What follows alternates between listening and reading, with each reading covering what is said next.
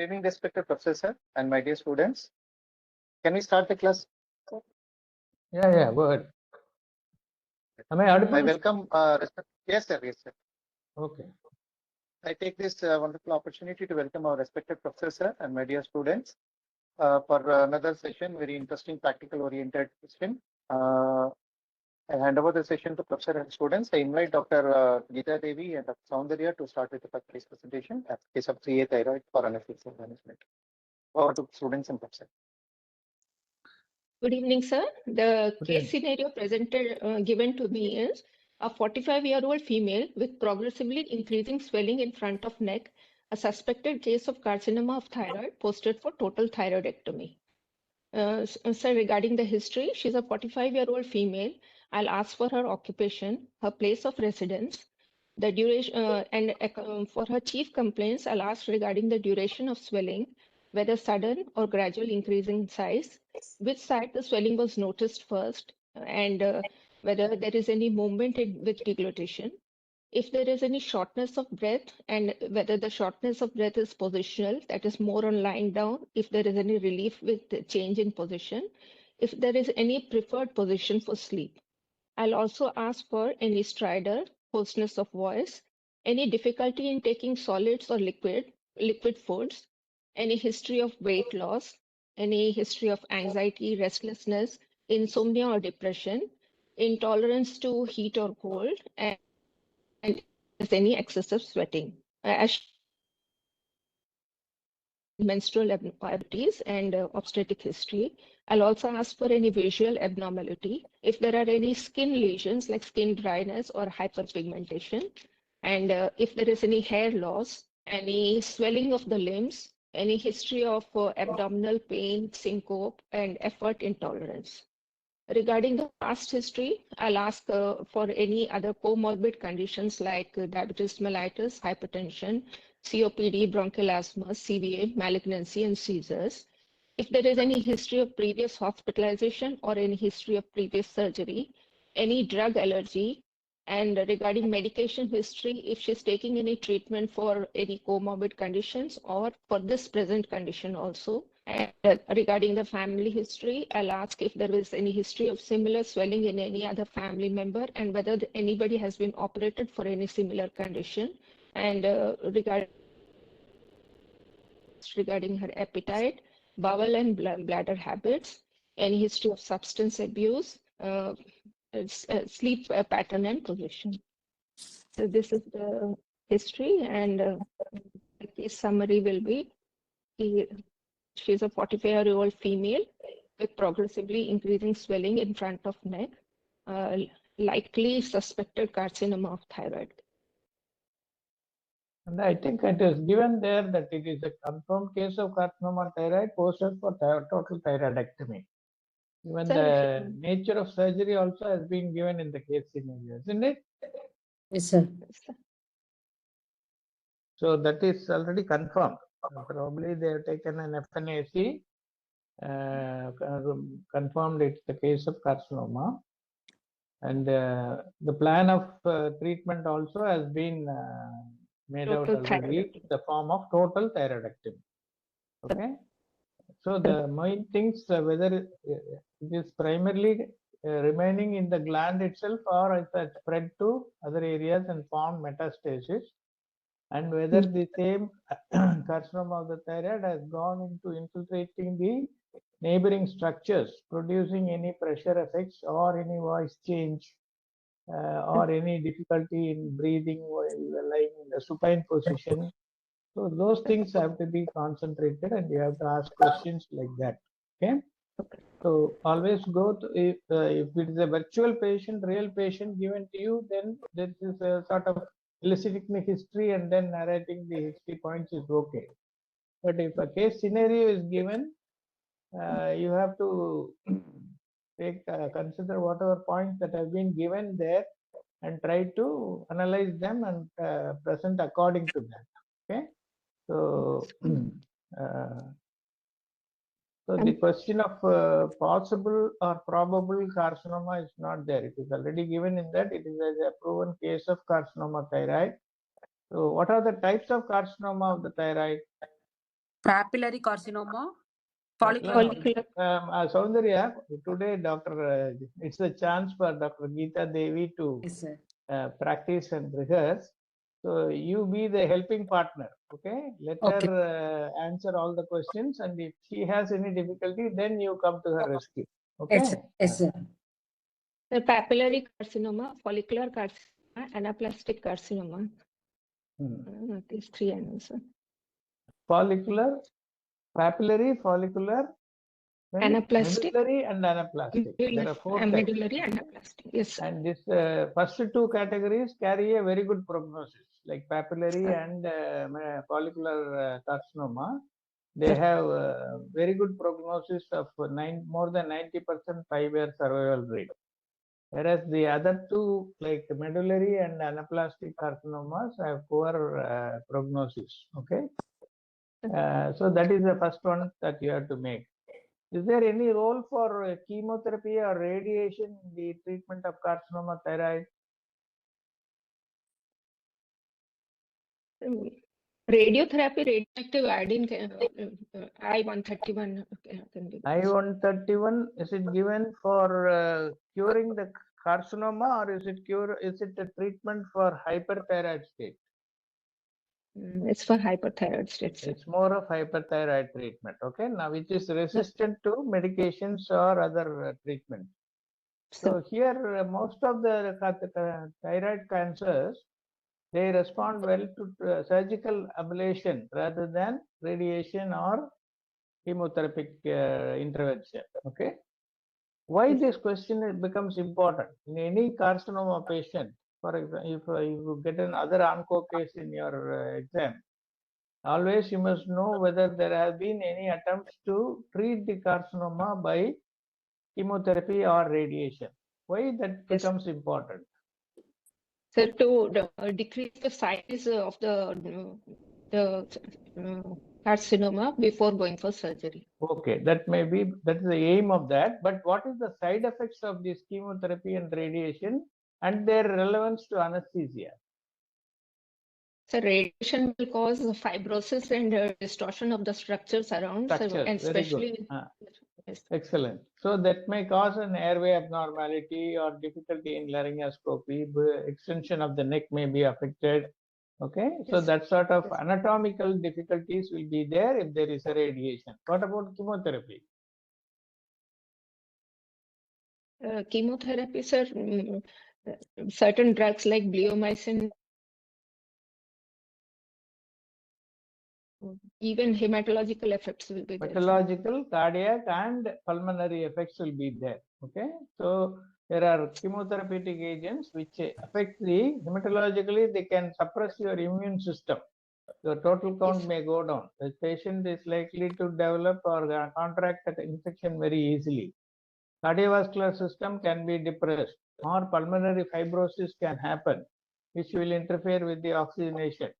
So this history of treatment with the prior treatment to either debulk or reduce the size or as a part of the curative treatment, if any radiation or chemotherapeutic treatment has been tried, that history will become important. But as far as thyroid is concerned, your only concern is sometimes a malignant thyroid can be also very hyperactive thyroid.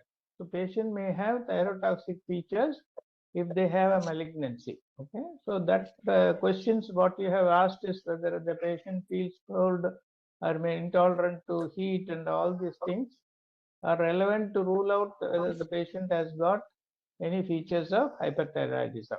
Okay, so in that way your history taking is quite sufficient. Now you can go ahead and proceed with the examination of the patient. On general examination, the patient is called. Yes, sir. We'll see whether the patient is conscious, oriented to time, place, and person, and whether cooperative or dull. We'll look for the build and nourishment. Weight and calculate the BMI. look for pallor, icterus, cyanosis, clubbing, lymphadenopathy, and pedal edema. And we'll look for the vital signs like temperature, pulse, whether it is regular or irregular, volume and character of the pulse. Blood pressure will be measured in the sitting position. The respiratory rate and the type of respiration, whether it is thoracoabdominal, whether accessory muscles of respiration are being used, and we'll also measure the SpO2. And coming to the examination of the front of neck and the thyroid swelling, the inspection will be done in the sitting position. The patient will be in the sitting position, and inspection will be done from front and from the lateral position. The patient hands behind their support and thrust their head backwards, and then the size of the swelling can be checked, and we can also see whether the lower border of the swelling is visible or not, and the suprasternal notch is visible or not. We'll also check for the skin if there is an ulceration or sinus or scar. Just 1 second, doctor. Okay. செக்ல இருந்து கால் பண்றா. KCP சுகர்ஸ்க்கு 2 check issue ஆயிருக்கு. 1 lakh, ஒன்னு என் பேர்ல ஒன்னு ஜிகு பேர்ல. Correct தானே? Process பண்ணலாமான்னு கேக்குறா. ஆமா, பண்ண சொல்லுங்க. Sorry, go ahead. So we'll the any scar, any dilated veins, and then we'll give her a sip of water and ask to swallow it and see if this moves with deglutition. We can ask her to protrude her tongue to see if the swelling moves with protrusion of the tongue. We'll see any prominent veins over the neck and over the chest wall. And we can check for tremors of the hand and the tongue also. This was for the inspections. And on palpation, we will stand behind the patient, and from behind, we can check from behind as well as from anteriorly. And we'll have to palpate and see whether the swelling is unilateral or bilateral. And we can also measure the size of the swelling and feel for the lower border of the swelling is palpable or not. We can check for any local rise of temperature, whether there is any tenderness, whether the surface is smooth or nodular, what is firm, hard or cystic, and whether the overlying skin is fixed or mobile. The trachea can be palpated to see if there is any displacement, and the carotid pulsations have to be felt, whether they are palpable or not. Percussion can be done over the manubrium sterni to see whether there is any retrosternal extension, but this is not a very proper method of seeing it. The best method is the Pemberton sign, in which the patient is asked to lift their arms above their head till they touch their ears and hold it in that. If there is a position of the face, it indicates that there is a retrosternal extension of the swelling. On auscultation, we will see if there is any bruit over the swelling. We'll look for the eye signs like Darry-Limpel sign, Stellwerk sign, Jeffrey's sign, Von Graff signs, and Mobius sign. Coming to the systemic examination, we'll come in the respiratory system. We'll check for bilateral air entry and see if there are any added sounds and if there is any use of accessory muscles of respiration. And the CVS, we'll hear for the heart sounds, the first and second sound, and any other murmurs present or not. The central nervous system, we'll check for consciousness, orientation, the motor system, the power of all the 4 limbs, the tone, the sensory system, all sensations present or not, and the deep tendon reflexes. And the per abdomen, we'll check whether it is soft or not, if there is any tenderness, and bowel sounds are present or not. Coming to the airway examination, we'll check for the facial dysmorphic features are present or not. The bilateral nasal passages are patent or not. The interincisor gap, the sternomental distance, the upper lip bite test, the Malampati grade, the submandibular space will be checked. We'll see if there is any retronathia. The temporomandibular joint movement will be checked. The tongue protrusion, how much it can be done, will be checked. The neck movements will be checked. Neck circumference will be measured, and the dentition will be seen. This ends the examination, sir, in the provisional diagnosis as Yes, a go ahead. 45-year-old. Pardon, sir? Go ahead. The provisional diagnosis is a 45-year-old female patient with a progressively increasing front of neck swelling. So no comorbidities have not been mentioned, so I'm telling that there are no other comorbidities, and a case of has been diagnosed as a case of thyroid carcinoma and is posted for total thyroidectomy. Okay, right. Now, a few questions that can be asked in your presentation is, you said the pulse is regular. Supposing the pulse is irregular, what does it mean? The atrial fibrillation. Patient may be in atrial fibrillation. Okay. Yes. So if it yes. is irregular and you suspect atrial fibrillation, how will you confirm your diagnosis of atrial fibrillation?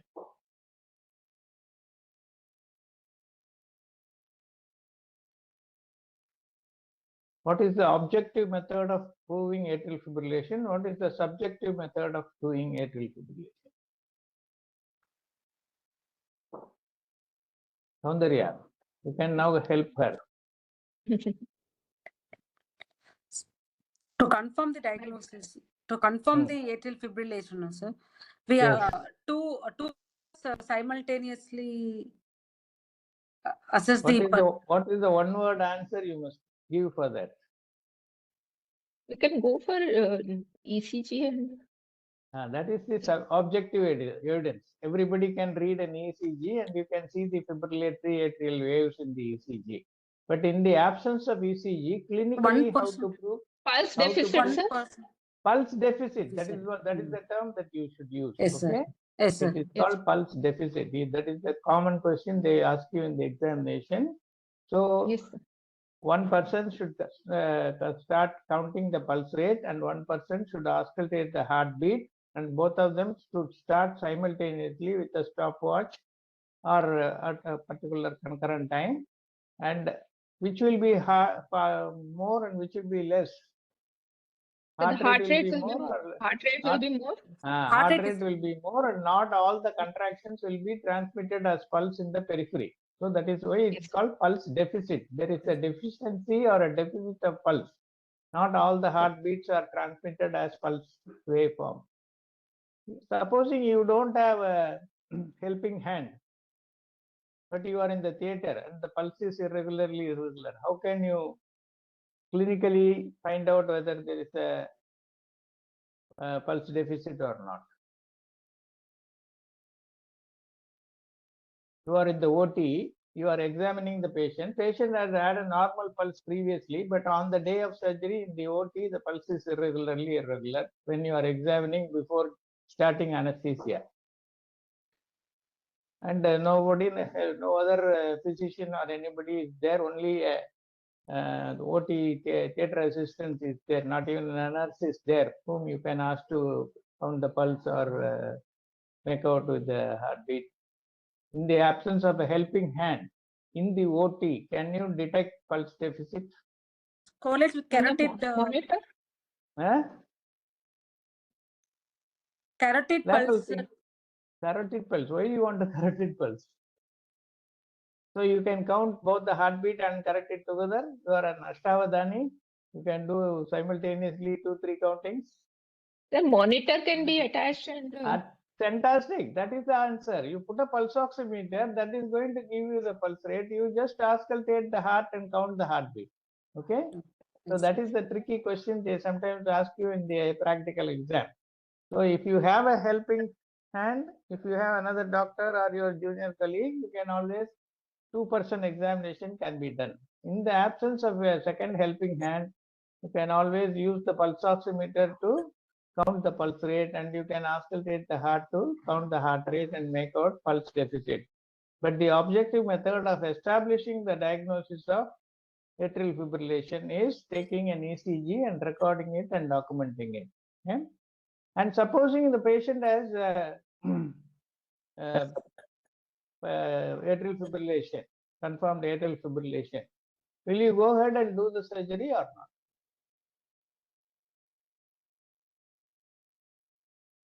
Yes, sir. We'll go ahead with the surgery. What is the criteria for that?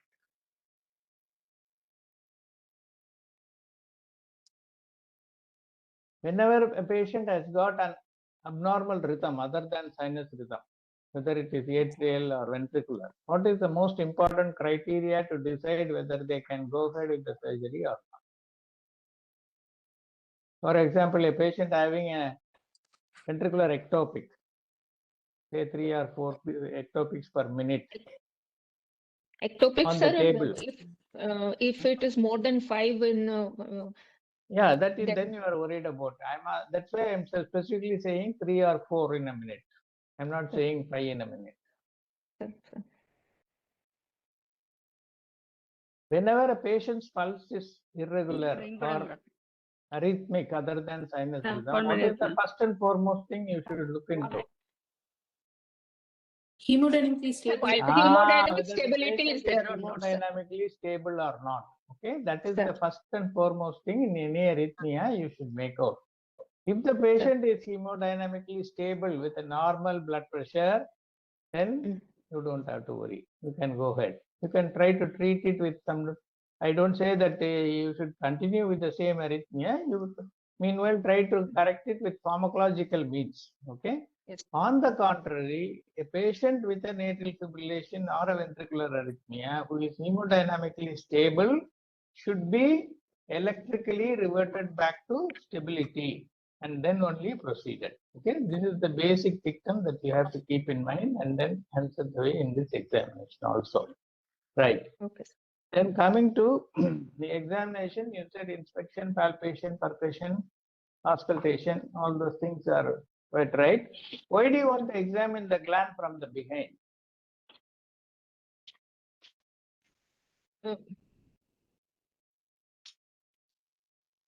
You said I will examine the gland palpate the gland from the back of the patient, from behind the patient, isn't it? Yes, sir. What is Sir, the purpose of that? Sir, by placing both the hands from behind the No, gland. Harlic bottle. Madam Selvamani madam konjam unmute panni mute pannirunga madam. Okay. So from behind, both the lobes can be palpated simultaneously, and Yeah, you means can one, feel the thumb is you behind can and 4 feel fingers the gland placed moving against during lobe. deglutition better from palpating behind rather than from the front. So that is the answer. Okay. Okay, sir. The movement of the movement of the gland with deglutition is made out better by palpating, by holding the hand, encircling the whole neck so that you can nicely feel the movement or not. And because we have mentioned this is a case of carcinoma thyroid, you should also make an attempt to look for any nodes in the cervical region. Okay? That point you have missed out. So make sure that you not only examine the gland and also the presence of any node which may require a extensive neck dissection also in addition to total thyroidectomy.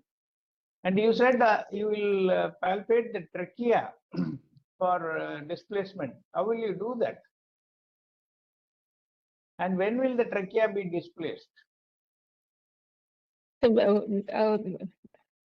Big thyroid nodule, especially unilateral thyroid nodule. Fantastic, very good. Unilateral, it pushes the gland to the opposite side so that the trachea gets deviated or pushed to one side, that you can make out. What is the name of the test that is called for identifying whether the trachea is in the midline or is it deviated? And how do you do that? Is there any name for that test that you do to find out the position of the trachea? Kryl's test. Finger insinuation test. Finger insinuation test. Fantastic. So, how do you do the test? Finger insinuation, I thought it was for the lower border. You try to insinuate your finger in the sternal That knots. is between this, that is finger, that is the Taken lower below the border swelling. palpation test. Here, insinuation means you are going to insert your finger between the the sternocleidomastoid muscle and the thyroid. Okay, sir. Okay. So what Okay, you do is you put your index finger and the ring finger on the sternoclavicular joint, and then keep your middle finger straight and try to push it in the gap between the sternocleidomastoid and the thyroid swelling. If on both sides, if you are able to easily insinuate or push your finger, that means the trachea is in the midline.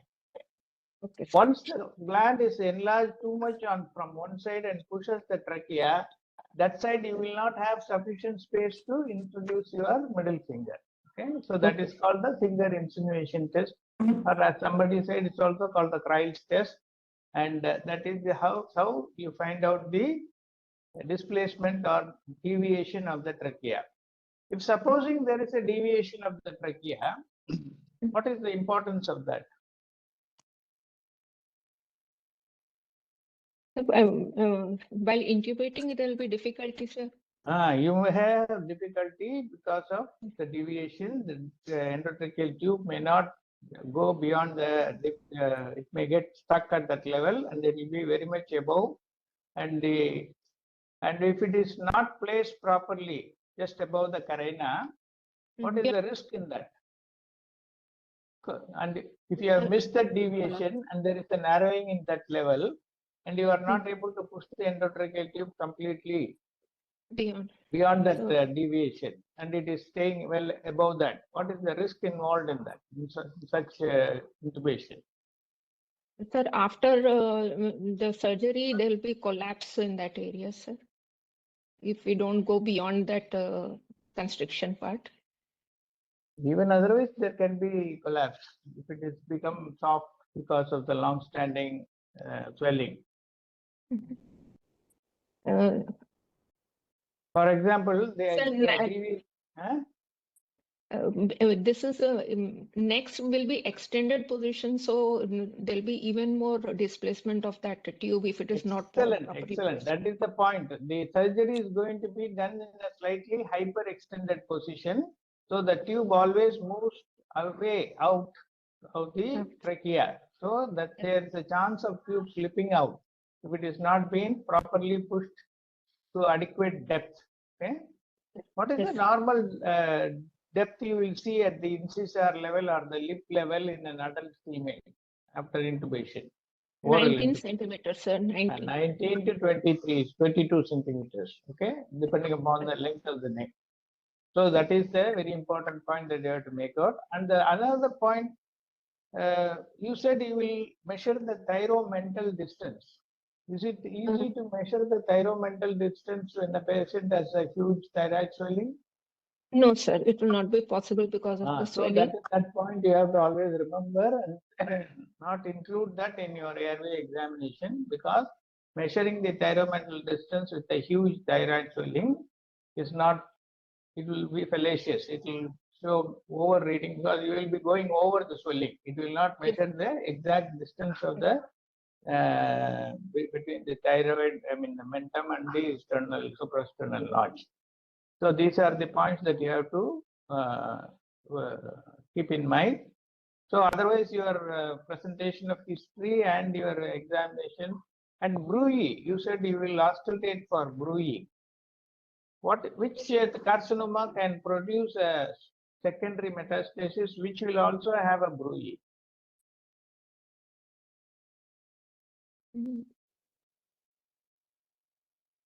Medullary, sir. Medullary carcinoma. Yes, medullary carcinoma is notorious for producing skull metastasis, which can be pulsatile and may have a bruit. Okay, so this bruit is very important. And supposing you are not able to palpate the carotids, what does it mean?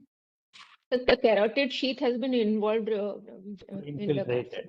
Okay, so these are the points that you have to, especially if it is a carcinoma thyroid, you have to And supposing patient has, you said you will look for the eye signs. Will eye signs be present in all cases of carcinoma thyroid?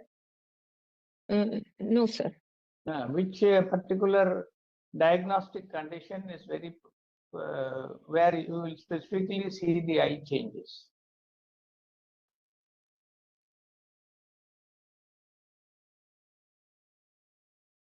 It is the Graves' disease. Okay, it is the Graves' disease of hyperthyroidism, which is the main condition where you will see the eyeball changes.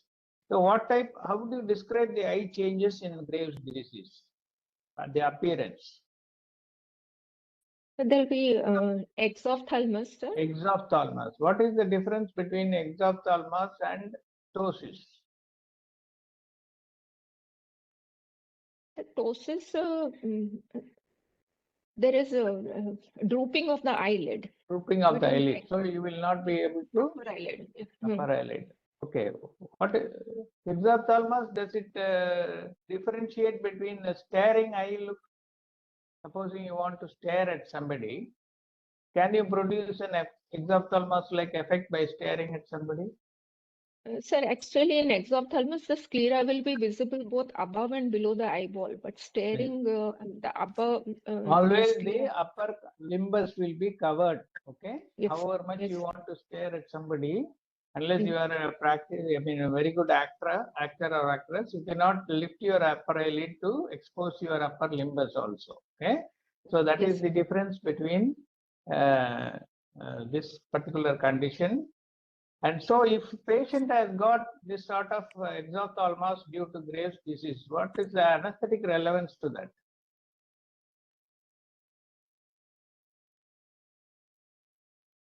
The patient with We have- hyperthyroidism with exophthalmos, the features of Graves' disease, comes for surgery. What is the anesthetic relevance? So thyroid storm, the Thyroid May storm. I- I am asking specifically with regard to this eye changes.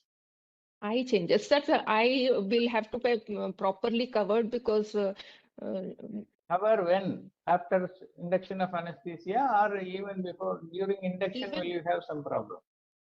even before, sir, we'll have to put a lubricant eye drops also, and we'll have to take care So if not. the patient has got a very staring look with the exophthalmos, even your mask application may injure the cornea. So you must Yes. cover the eyes of the patient even during mask ventilation also. Our soft mask you are using, there is a possibility that the eyelid cannot close properly in these patients. So there is a chance the cornea will get exposed and your mask itself may cause some damage to the cornea. So proper padding by soft material should be done even during mask ventilation, and more so after intubation and positioning. You must try to take proper care of the eyes to prevent any corneal ulceration by lubricant application and complete covering of the eyelid, right? So that is the importance of this exophthalmos, right? Now I accept your history taking and examination. And now, how do you proceed to anesthetize this patient?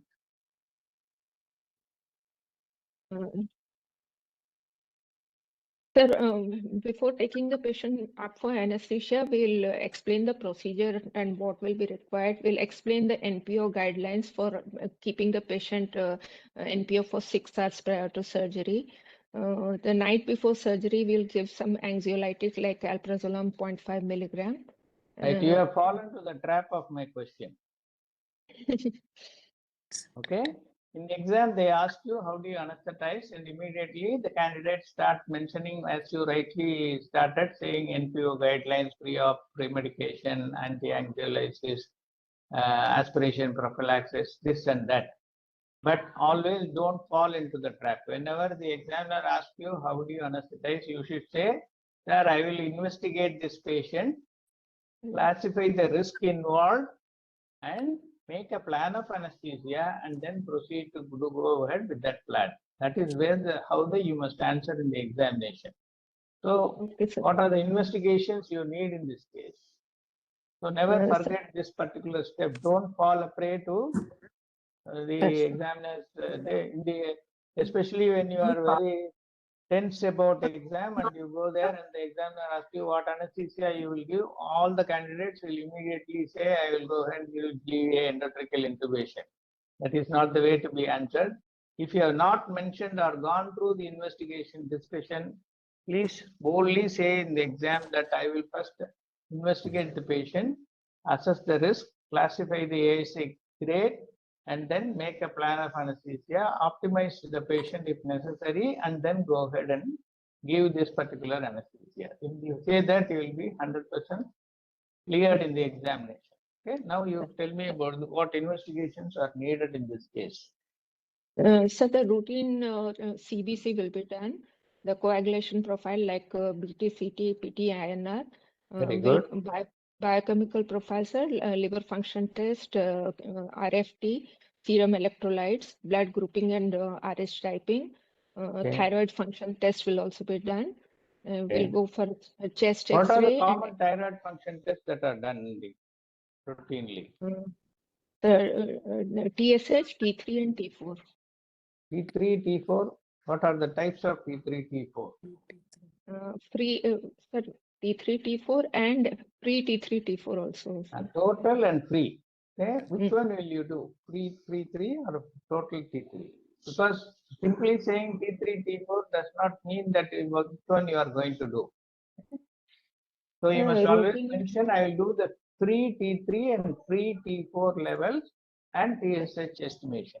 Okay. Yes. Yes. So why do you want to do this T3 and T4 TSH? How will you interpret the results if you get the values of T3 and T4?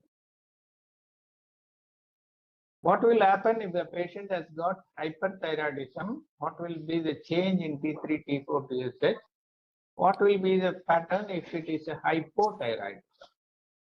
But in hypothyroidism, the TSH level will be high and the T3, T4 levels will be normal and or low. Okay. And in hyperthyroidism, TSH levels will be low, sir. And so it is the opposite. Okay. yes. Right. Will you check for the antibodies of thyroid gland? Sir, in carcinoma,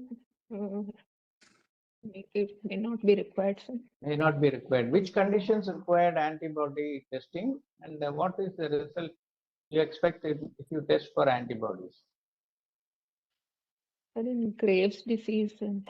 Graves' disease, you can do antibody testing both for Graves' disease as well as for Hashimoto's thyroiditis. Hashimoto's, so yes. Graves' disease will result in what type of presentation? Overactivity or underactivity of the thyroid? Graves. Graves is overactive. Produces hyperactivity, hyperthyroidism. Hashimoto's thyroiditis produces hypothyroidism. So, yes. How does the same antibodies produce this sort of change in their action? What is the mechanism? How hyperthyroidism is produced in Graves' disease by the antibodies? Similar antibodies in Hashimoto's, how do they produce hypothyroidism? I'm not sure, sir.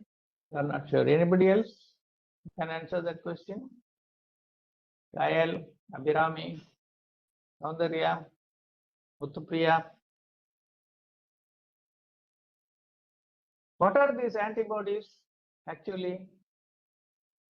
Thyroperoxidase. They are nothing but some sort of proteins which have similarity to the structure of TSH, thyroid stimulating hormone. Okay. So in Graves' disease, what happened? These antibodies mimic the action of TSH and stimulate the TSH receptors and produce excessive secretion of T3 and T4. On the contrary, in Hashimoto's disease, they block the TSH receptors, just like your muscle relaxants going and blocking the acetylcholine receptors at the neuromuscular junction. In Hashimoto's, the same TSH blocks the receptors to prevent the release of T3 and T4. So you get hypothyroid activity in Hashimoto's, hyperthyroid because the antibodies mimic structurally they look like the TSH and stimulate the TSH receptors to release more T3 and T4. Okay, that is a simple mechanism which happens in that. Right. After all these blood investigations, what other investigations you want to do? Chest X-ray, X-ray of the neck, AP and lateral view. And You must also explain why you want to do each and every X-ray. Sir, What is the purpose of taking X-ray chest? chest X-ray to rule out any pulmonary pathology, as well as to see whether there is the trachea is central or not. We can see, sir. Yeah, it's central. That you are taking a X-ray neck, AP lateral, you said. Yes, sir. Any other purpose for chest, X-ray chest? Any metastasis? Metastasis, okay. You talked about retrosternal extension. Yes, sir.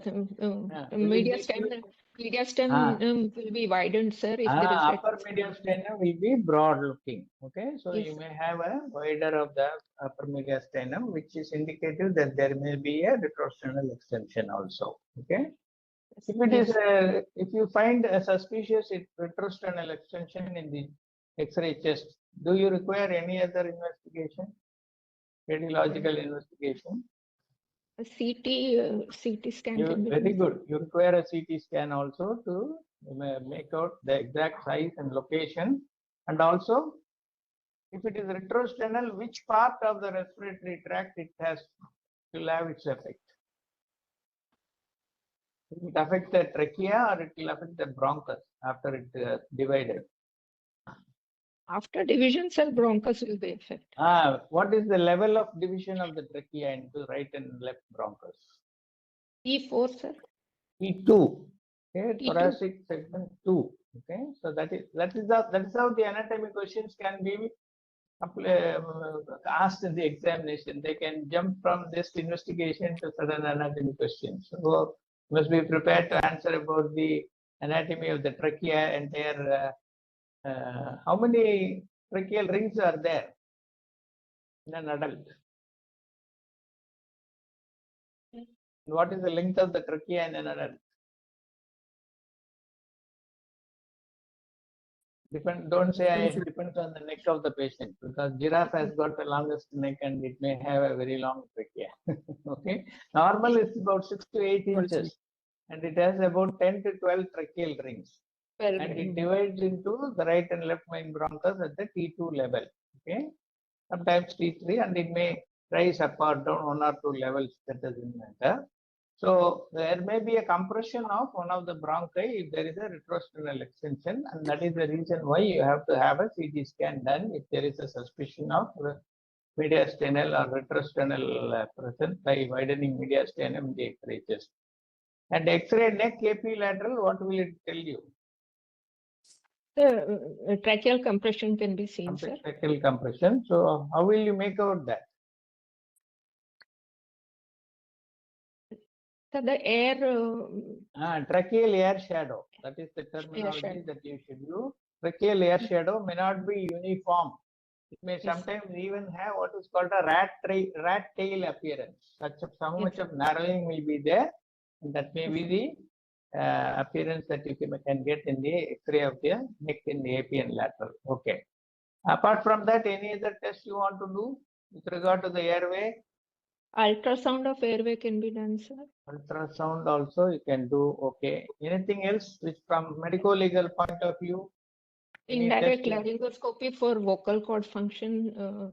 Indirect laryngoscopy. What is? Earlier we were doing indirect laryngoscopy. Have you ever seen an indirect laryngoscopy being done by the ENT surgeons? No, sir. No. Anybody else who has seen how indirect laryngoscopy is done? No, sir. It is done by a mirror. Using a mirror. Posterior Asking the nasal patient to mirror. open the mouth. There is an angulated mirror with a long handle. So the surgeon will heat up the mirror because the fog should not occlude the vision. So he will heat it up or dip it in hot water, then wipe it, and then ask the patient to open the mouth, take it close to the posterior pharyngeal wall to look at the vocal cord movements. That is how earlier days the ENT surgeons used to do the IDL or the so-called indirect laryngoscopy. But nowadays we have a very Fiber optic, sir. we Fiber have optic. what is called a nasoendoscopy. You need not have such a long bronchoscope or a fiber optic scope. There is a short fiber optic scope called nasoendoscope, which can be passed through the nose under topical anesthesia, and you have to assess the movement of the vocal cord, take a picture and document it. Why it is important? And during surgery, recurrent laryngeal nerve can be damaged. So possibility of recurrent laryngeal nerve damage is there. Where do exactly these recurrent laryngeal nerves traverse? And why there is a possibility that they can be injured or damaged? What is the relationship? Anatomy question again. so just by the side of the cricoid cartilage.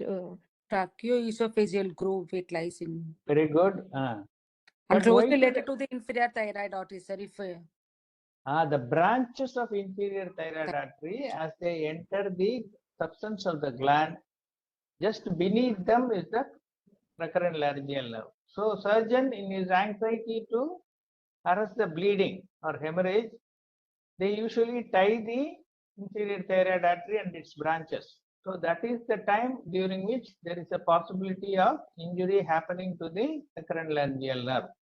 And of course, we will be discussing about the various types of recurrent laryngeal nerve injury later. So that is one of the important medico-legal concerning documentation and investigation you should not forget to mention is nasoendoscopy and movement of vocal cords prior to anesthesia and surgery, and you must be documenting it so that you can identify the damage if anything happens later. Okay, so that is so these are all the investigations that you want to do, and mainly the thyroid function test. Supposing the patient has features with malignancy, patient has features of hyperthyroidism also, as it can happen in some cases of carcinoma. Can you take up the patient straight away for surgery?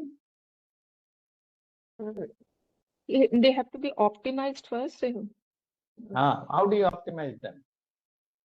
We can give drugs like propylthiouracil, carbimazole, methimazole, propranolol, dexamethasone. So what is the purpose of doing this? Why do you want to optimize? Otherwise, what can happen if they are not optimized? Sir, it can result in a thyroid storm during surgery. It can result in a most grave and dangerous complication of thyroid storm, which can be very, very highly risky for the patient, can result in mortality also. So we want to make the patient euthyroid, both clinically as well as biochemically. That is the answer. Any patient with hyper or hypothyroid activity should be made euthyroid by adequate treatment, both clinically and biochemically. That is, the T3, T4, TSH should become normal. Till that time, you must treat them. But this being an emergency, having been diagnosed as a carcinoma, surgeon may not accept for what is the minimum period required to make the patient euthyroid if they have either hyper or hypothyroid. 4 to 6 weeks. 4 to 6 weeks is the minimum period required. So surgeon may not agree to waiting for such long time. So in that case, what will you do? If you don't have sufficient time because of the nature of the pathology, that is, it's a carcinoma. So surgeon says, if I wait too long for 4 to 6 weeks, it may spread and the prognosis may become worse. So in such situation, what to do?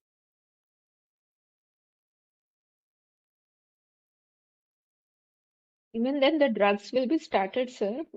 Yeah, you have to. Very good. You go ahead and treat the instead of oral treatment, depending on oral treatment, you keep ready all parenteral drugs which can be injected to keep the ultimately what do you require is prevent which hormone level to go up, which is the most T3. active of the thyroid. T3, sir. T3. You want to keep the level of T3 within normal limits, isn't it? So Yes, sir. what are the measures by which you can keep the T3 within normal limits? Sir, prevent the peripheral conversion of T4 to T3 by using Fantastic. That is the first and foremost thing you must aim at. Prevent that, because T4 is not an active hormone. T3 is the most active. So prevent the conversion of T4 to T3, number one. Any other thing you can do? Simple thing, simple physiology. Prevent the release of T4 and T3. Okay? So prevent the release, prevent the conversion. First thing is prevent the conversion. Second thing is prevent the release of the hormones. So for that you have good drugs which can be administered parenterally, and prepare to face a thyroid storm. So make all efforts to manage a thyroid storm by keeping all the required equipments as well as the drugs, and inform the surgeon of the risk of the thyroid storm happening because the patient may not have time to get completely become euthyroid. So if the surgeon insists on that, discuss the problem with him and then document the whole thing, give the patient also all the information, get an informed consent and document, and then go ahead and do that because of the nature of the surgery, the pathology that the patient is suffering from. Okay, that is the answer that you can give in the exam. If the examiner tries to twist you by asking this particular way of this question, right? Now now luckily patient is euthyroid, there is no problem, or the patient has been adequately controlled with the minimal drugs itself. What is the instruction that you will give on the day of surgery for any patient who has been on treatment for hyper or hypothyroidism? They will continue the drugs till the morning of surgery also. Till the morning of surgery. Excellent. That is a very important point that all of you must remember. Any hypothyroid patient who has been on L-Troxin, many hospitals forget to insist that the patient should take it on empty stomach at 6 o'clock in the morning. Why these hormones are being given in the empty stomach and early in the morning? Especially thyroxine, all of you would have found out that it is administered at as the first drug in the morning, even before your morning coffee or tea, and then only you are asked to proceed with that. Any rationale for that? Any reason for that? Food will prevent the absorption, complete absorption. You want the absorption? You don't want the absorption. In the empty We stomach, want it the will absorb. absorption. Yes, in the And the acidic medium, food will they prevent, get sir. absorbed very well. Okay, in the empty Yes, stomach yes. in the morning, when your acidic medium is there without contamination from other sources of food or drink, the absorption is maximum, and that is the reason why they ask you to take it early in the morning with your sips of water. Right. Okay, all the investigations have been done. Patient is euthyroid. Patient is posted for surgery. Now you can describe what is your anesthetic technique. What are all the challenges you face in giving anesthesia for a thyroid surgery?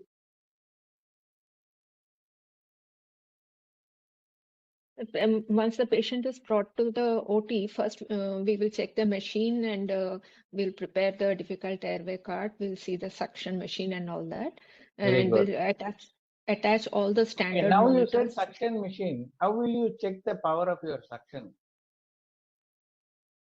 Sir, with the fingertip, we will we'll switch on the machine. We'll see, and we'll keep the fingertip and keep it at a height of, I think, 6 meters. Exact height I'm not remembering, sir, and it should hold at that height. Not necessary to keep a height. You have to just attach it to your thumb. You don't attach any suction catheter. The suction hose which is coming from the machine, you just attach it to the pulp of your thumb, the distal phalanx of your thumb. And if it is getting stuck and it is holding on to that, that is the best suction. What is the negative pressure at the time if it is sticking to your thumb? 25 centimeters. 70 to 100. It is always in millimeters of mercury. Minus, negative, so many millimeters of mercury. What is the, how many millimeters is required to keep the suction tube stuck to your thumb? 25, I think, sir. It is minus 300 millimeters of mercury. Okay. So it's not Minus 25, it will 25, it won't even be sticking to your hand.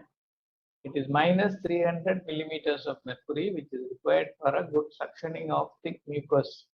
For your serous watery secretions, it may be suctioned with 150 or 200. But to remove thick, tenacious sputum, you require minus 300 millimeters of mercury suction pressure.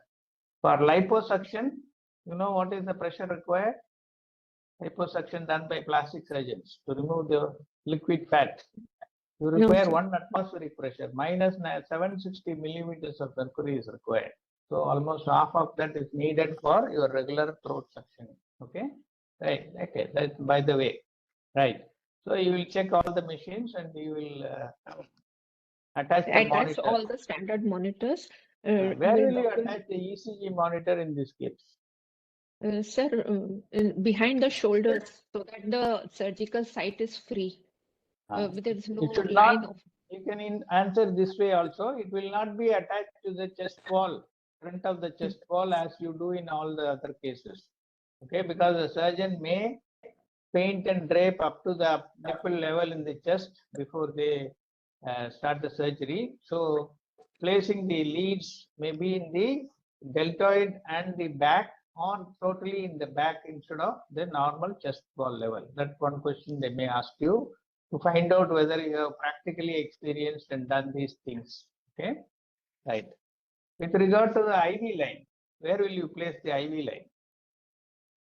So we can keep the IV line in the upper limb, but usually the hand is abducted and Abducted or adducted? Adducted position Adducted. and adducted, and usually access is not good because of the surgical Draping, team surrounding draping, the patient yes. and the draping.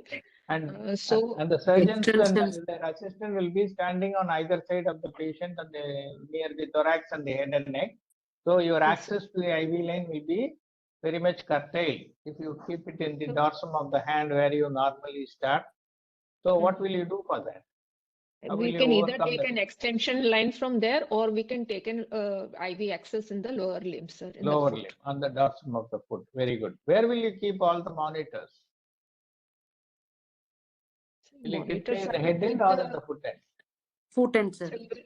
Foot end. Why you want the foot end? Nowadays, all the workstation is with the monitor, sir. So it is at the head end, so it will be there only. So many of the this is the problem with our workstations. Workstations all have a fixed monitors in the top of the machine.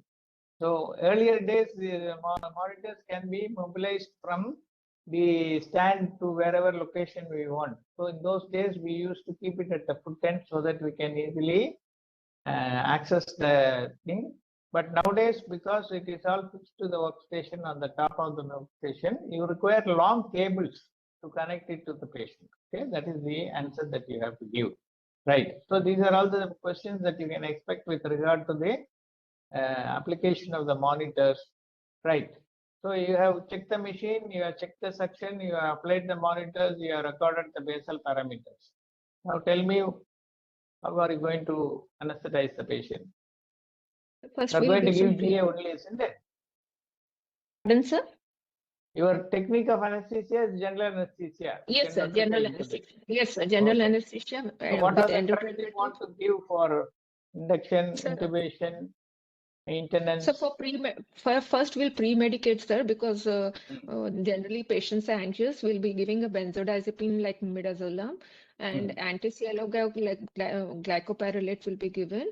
Opioid we generally use fentanyl, sir. And for induction, we can use etomidate, sir.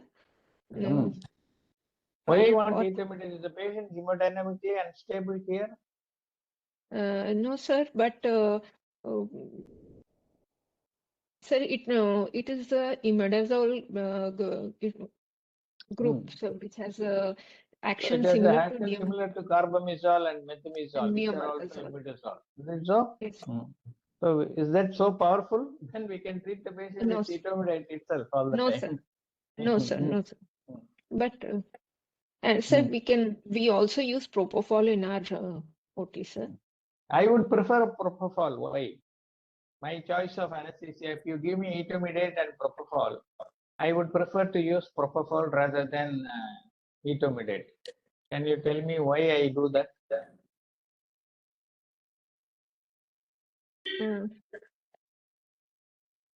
Soundarya, you can come to It will help. lower the blood pressure. Lower the Sir, blood pressure. I yes, can titrate and give it slowly without causing blood pressure. I can give adequate fluid replacement while I am inducing. Anti-arrhythmic and anti-emetic effect. Anti-arrhythmic. Is it anti-arrhythmic? emetic, she's saying. She's Anti-emetic. telling emetic, sir. Anti-emetic. Anti-emetic is a. So all the elective patients, well-starved patient, do you expect them to vomit on the table? Anti-emetic effect is important for post-op, but not at during induction time, unless they are in full stomach, isn't it? It advantages of taking a hypoxic pulmonary vasoconstriction. Hypoxic pulmonary vasoconstriction. What does it have to do with the propofol? What about the airway reflexes? Splendid. Decrease sympathetic response to Propofol laryngoscopy. has got the best effect to blunt the airway reflexes. Okay, and you are going to intubate the patient, and the surgeon is going to operate over the trachea on the gland. Okay, he will be always meddling and trying to squeeze and push the trachea. Okay, so you want to blunt the reflexes as much as possible. That way, propofol is the best agent. It will not allow any reactionary thing to happen from the tracheal stimulation. Okay, that is the reason why it is preferable to go for propofol rather than etomidate. Earlier, we were telling thiopentone was good because it has got some antithyroid activity, but it matters only if the patient is a known hyperthyroid patient.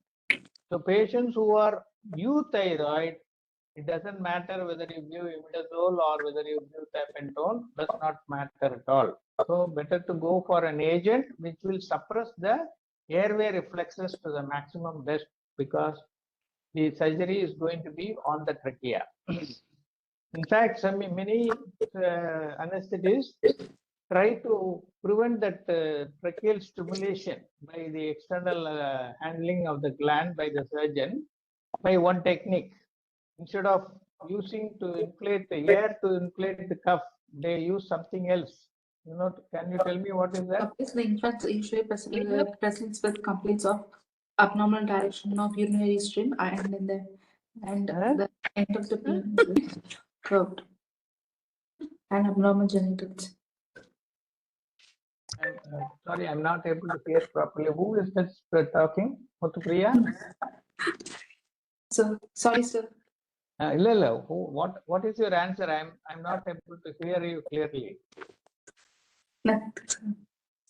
You can inject alkalinized local anesthetic like xylocaine into the cuff of the endotracheal tube instead of air in cases where there is a direct handling of the trachea, as in thyroid surgery, or in cases where you do not want the tracheal stimulation by the tube to cause a tachycardia and hypertension, like neurosurgery. Okay, so these are the two surgeries where inflation of the tracheal cuff with xylocaine, which added a little bit of bicarbonate to which will slowly seep out and anesthetize the mucosa around the cuff and make the patient not feel the presence of the endotracheal tube.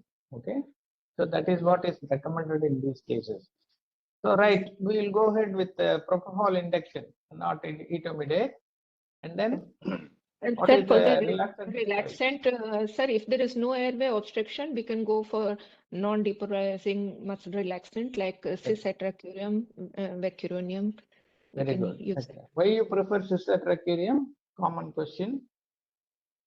Why not atracurium itself? Sir,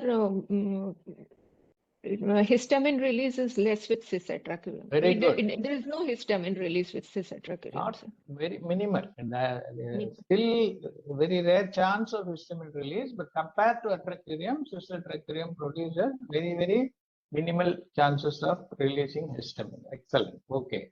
Right. Any other pre-treatment to prevent the laryngoscopic stimulation before We can give propofol? You can give lignocaine, sir. like the care. What is the dose you want to give? 1.5 milligram per kg body weight, 1 to 90 1.5 seconds before milligram intubation. before intubation. Okay, right, very good. So this is a technique which can be routinely followed in all cases. Any other advantage of giving this large dose of Xylacart Yes, sir. other than suppressing the sympathetic response to laryngoscopy and stimulation? Is there any other advantage? Antiarrhythmic action. Antiarrhythmic action. Antiarrhythmic is also part of the cardiovascular response. Any local effect because you are using propofol? Burning sensation will be It will reduce the propofol-induced pain during the injection. Okay, so that is why propofol causes pain during injection. Which component of the propofol composition causes this irritation or pain in the veins when you inject them? the lipid component. Lipid component. Okay. So this is the questions that you can expect during induction. And what type of endotracheal tube you want to use for maintaining anesthesia in these cases? A flexometallic tube or a North Pole RAE tube, which has to be used orally, sir. And Very good. even anything newer in the yes, sir. supposing intraoperative monitoring of the vocal cord function is required to assess the function of the recurrent laryngeal nerve. Is there any new tube available for that? Yes, sir. There is a tube with neuromuscular monitoring. Monitoring lead attached to that. Okay, so these have the three types of tubes which are available. Very good. Right. So after intubation, what are all the things that you have to do from your point to safeguard the patient? What is the position? How is the positioning done? What are the other precautions taken? So we will see that all the bony prominences are properly padded. The neck will be in an extended position. We'll have to keep the eyes also protected, and we'll keep the patient adequately covered. So temperature has to be maintained. Okay, very good. Right. After induction, intubation, maintenance, how do you do that? We use inhalational agents. Inhalational agents, inhalational agent, sevoflurane is generally used in our OT. And we can use nitrous oxide, but air is preferred along with oxygen. Okay, so oxygen, air, and sevoflurane. Supposing isoflurane is there, can you use isoflurane? Yes, sir, it can be used. CO or iso will be the choice of the agent that is preferred. Why not desflurane? Irritant, sir. Irritant, if it's the patient, if we are going to induce it with the desflurane, it is irritant. But pollution, sir, greenhouse, theater pollution. Pollution is very high. But recovery, which is the best, fastest recovery? Desflurane, sir.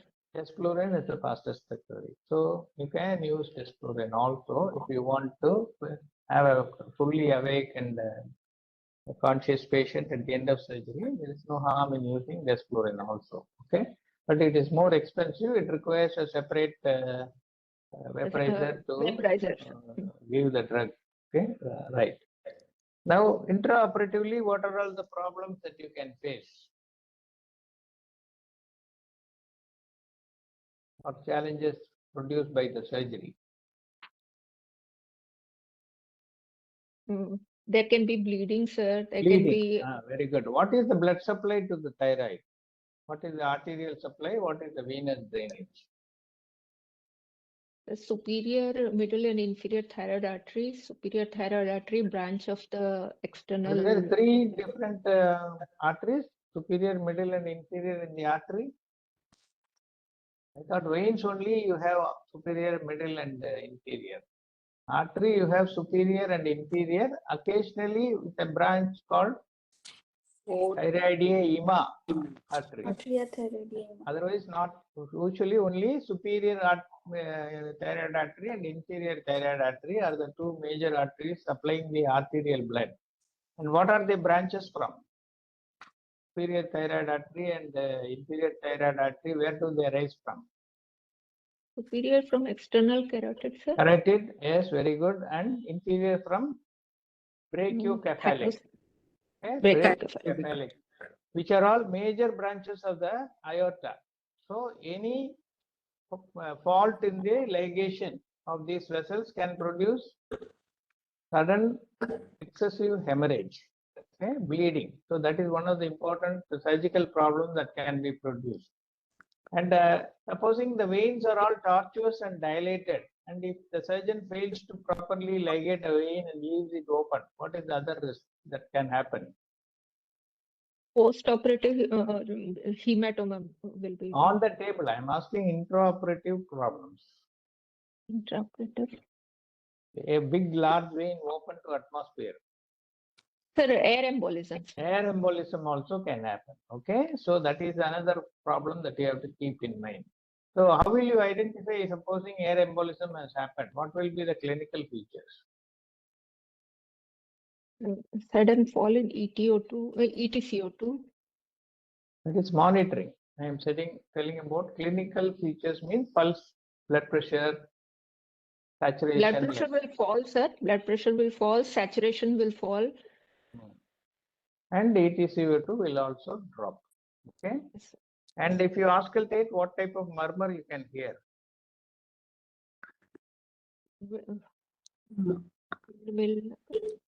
Will murmur or a churning murmur. Okay, that like always a continuous murmur can be heard. And what is the treatment? Immediately ask the surgeon to stop the surgery, flood the field with normal saline. Very good. Aspirate of Durant's position. Yes, sir. Durant's position. These are all, see, suddenly they check your ability to switch over from one topic to another. Okay, that is the trick in the exam. They want to confuse you. Suddenly they will ask you about venous air embolism, their management, identification. So you must be quick enough. It's like a quiz program, you know, a very limited time. They ask you suddenly different questions and you should be able to answer. That is the most important thing that you have to understand about going for an exam, right? Okay.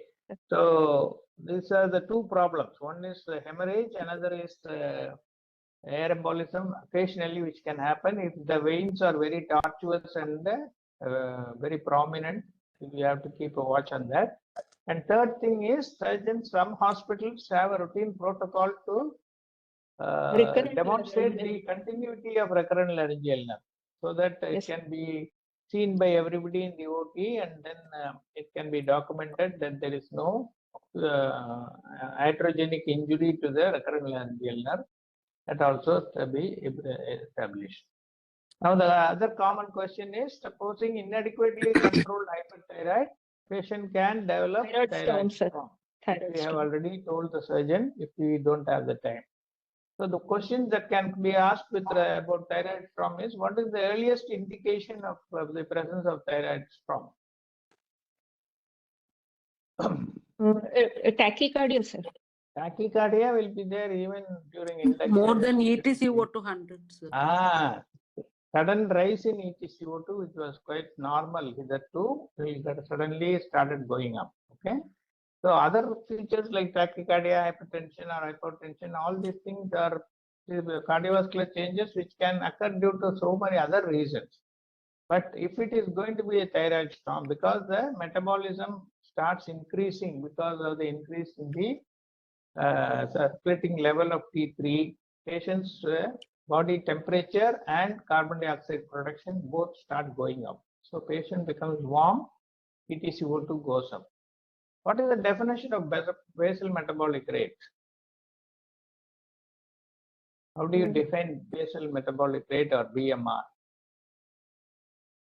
It is the heat produced in Energy expenditure. Energy expenditure or created? Created, sir, when It is the energy produced or the heat produced by utilization of food per unit time at standard conditions. at standard. That is the 12 definition hours, of BMR. Okay. Yes, sir. So what Yes, is the sir. value of BMR in terms of Sir, calories 40 or joule? 40 calories per kg body weight per Yeah. hour. Per hour. Very good. That is the standard. So this can be suddenly asked in the during thyroid storm. Right. So rise in temperature, rise in AgCO2, tachycardia, ABG. What will be the ABG picture in thyroid storm?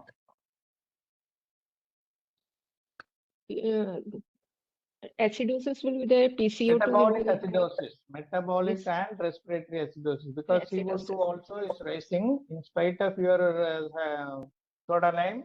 Still, EtCO2 will rise, so patient will have both metabolic acidosis. Why metabolic acidosis? Again, because the basal metabolism goes up. One way of assessing the basal metabolism is by oxygen consumption or the rise in temperature. These are the two parameters by which we assess the basal metabolic rate. Okay. So when the basal metabolic rate increases in spite of your higher percentage of oxygen that you are giving in your mixture, patient will definitely utilize all the oxygen and still go for lack of oxygen, which will result in anaerobic metabolism leading to lactic acid production. So it will result in both respiratory acidosis as well as metabolic acidosis, which is going to cause, what is the effect of combined acidosis on the general activity of the body, milli-interior? Which particular component of the metabolism or the biochemical system in the body will be affected? The enzyme systems. Okay, once a patient's pH drifts from the normal pH to acidotic pH, the first enzyme to stop functioning is the catecholamine. Okay, so those hormones will start losing their effect. That is why the cardiovascular system becomes unstable, and then all the other liver and renal enzymatic activity will all stop. So that is how the patient becomes bad once the acidosis is there, and that is the reason we want to rectify the acidotic problem in these patients. Okay, right. So what is the treatment of thyroid storm? It's usually due to manipulation, so we have to ask the surgeon to stop the surgery. Stop the surgery. Very good. Then. And there will be aggressive fluid management by using cold saline, and we have to control the temperature by using ice packs and Ice packs and okay, you all know all those things. So you have to give 100% oxygen, cut off all your volatile anesthetic agents. But if you cut off 100% oxygen, patient will become light and he will become conscious. So how will you manage that? we can give You have to resort to TIVA at that time. Okay, dexmedetomidine. Intravenous propofol, remifentanil, or dexmedetomidine can be started to keep the patient in anesthetized state. At the same time, you can administer 100% oxygen to meet the oxygen demand of these patients. Okay, so it is all more of a supportive therapy rather than. And how can you prevent the release or further accumulation of T3 in the blood? What drugs you can use? We can give Three. yeah, dexamethasone, propranolol, hydrocortisone. Hydrocortisone. Iodine. These are all the drugs which are going to prevent the T4 conversion to T3. what drugs you can give to prevent further release of T3? Iodide. Iodide, sir. Iodide. What iodide preparation? Sodium iodide. Sodium iodide. Sodium iodide. Sodium iodide. What is the name? Is there any other name for that? Potassium iodide. Is there any name for potassium iodide? This sodium iodide is one preparation which requires a higher dose. But potassium iodide, do you have any potassium iodide preparation? Yes, sir. Lugolcidine. Lugolcidine. What is lugolcidine? 5% iodide, 10%. 5% iodine in 10% potassium iodide. Okay, that is called lugolcidine. And what is the dose of the drug? 8 mg per drop of iodine. 8 mg. That is 5 to 10 drops. This is a dose you can give. Of course, 0.5 ml. it can be told in drops, minims, ml, mg, all these things. But the easy to administer at the time of emergency is 5 to 10 drops. Okay, so that way it is easy to administer it through a nasogastric tube. It is not administered IV. It is now given by nasogastric route. Another drug which is very useful. Saturated solution of potassium iodide. Any contrast agent? There is a drug called ipodate. Have you heard of that? IPODATET. Yes, sir. Ipodate. Yes, sir. Yes. Iodinized contrast agent, which also helps to 1.5 to 3 grams given, is also very useful to control the release of, that also prevents the release of T3. Okay, so these are all the measurements that you have to take. Right. What are the problems that you can anticipate during recovery or extubation after a thyroid surgery? Airway compromise due to collapse of. Mainly, we have to anticipate airway problems. So, airway Yes, problems, how can you classify after thyroid surgery?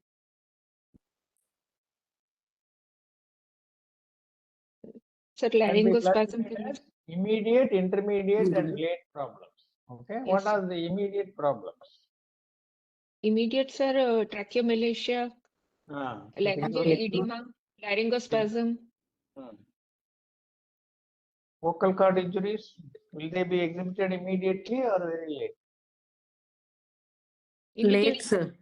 Immediate. That also can be made out immediately. That's why we always check the function of the vocal cord at the end of the surgery. Most of the surgeons who do thyroidectomy, total thyroidectomy especially, they will all ask you, doctor, can you check the vocal cords whether they are both the cords are moving properly or not? So vocal cord injury or dysfunction, laryngospasm, tracheomalacia. So can you anticipate the possibility of tracheomalacia preoperatively?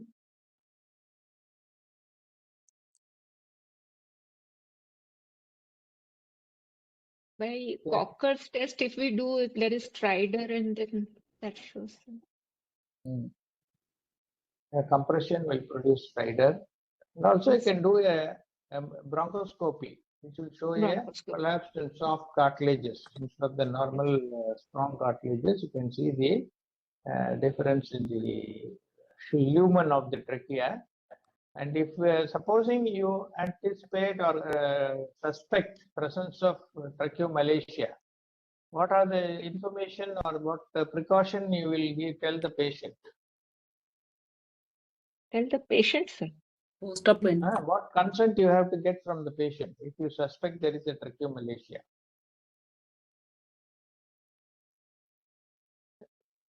Supposing in a tracheomalacia, you just like that extubate and the whole trachea collapses, what will happen?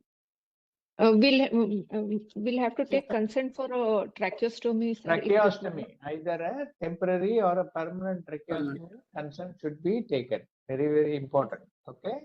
Otherwise, patient may sue you that you have not been informed that they will put a hole in my throat, especially if they have a profession where they have to use their voice, like teachers, singers, or politicians who want to make a speech, and you put them on a tracheostomy where they cannot speak, they may sue you in the court of law. Okay, so it is very, very important that If there is a suspicion of tracheomalacia, you have to get the informed consent from the patient for a temporary or a permanent tracheostomy depending upon the condition. Okay, so that is very important. And supposing there is a suspicion rather than a confirmation of tracheomalacia, is there any simple test to Cuff leak test, sir. Cuff leak test? Very good. So before extubation, you always do a cuff leak test. And what do you expect in the cuff leak test? What is your inference? If the cuff leak test is positive, if more than 1/3 of the expired tidal volume is being Leaked expelled, out. then we can remove the. Very good. Okay. So then only you have to safely remove the tube. If there is no leaks around the tube, then you should not extubate in a hurry. And if at all you want to do a trial extubation, what precaution you will take? Exchanger cap. You put a tube exchanger, okay, and then take out the tube so that you can railroad the tube at any given point immediately. Okay, so these are all the points that are expected out of you in the exam. Similarly, you must know something about hypothyroidism also. Supposing the patient has a hypothyroid, how do you classify the severity of hypothyroidism?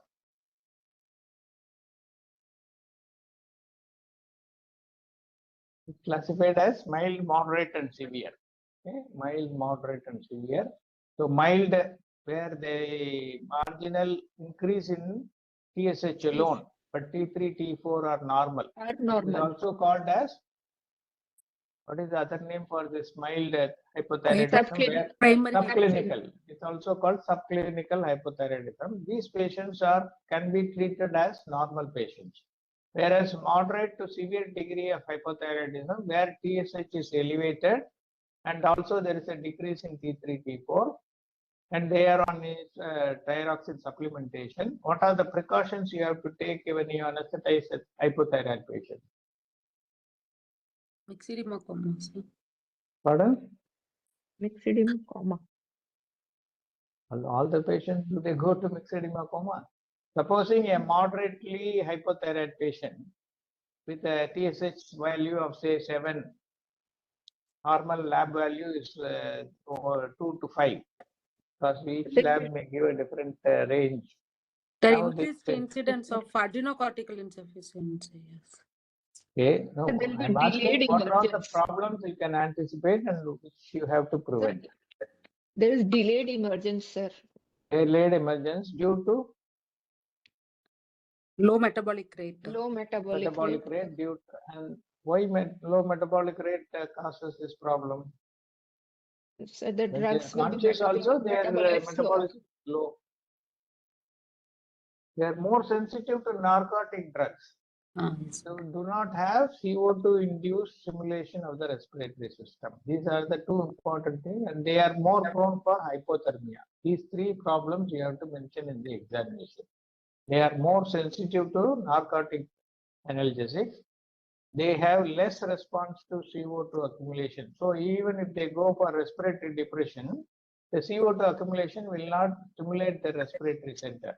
So they will not hyperventilate like a normal patient to eliminate the accumulated CO2. So they will gradually go into CO2 narcosis. And the third problem is they become hypothermic in the ambient temperature is low. So if you take care of these three problems, avoid using narcotics, do not cause any respiratory depression, keep their body temperature normal, then they behave normally. Okay, so these are the three important problems that you have to keep in mind when anesthetizing any hypothyroid patients. Okay, right. So that's a very good presentation, Dr. Geeta, by your answers. You have done a very good job. Good. Thank you, sir. Thank you, sir.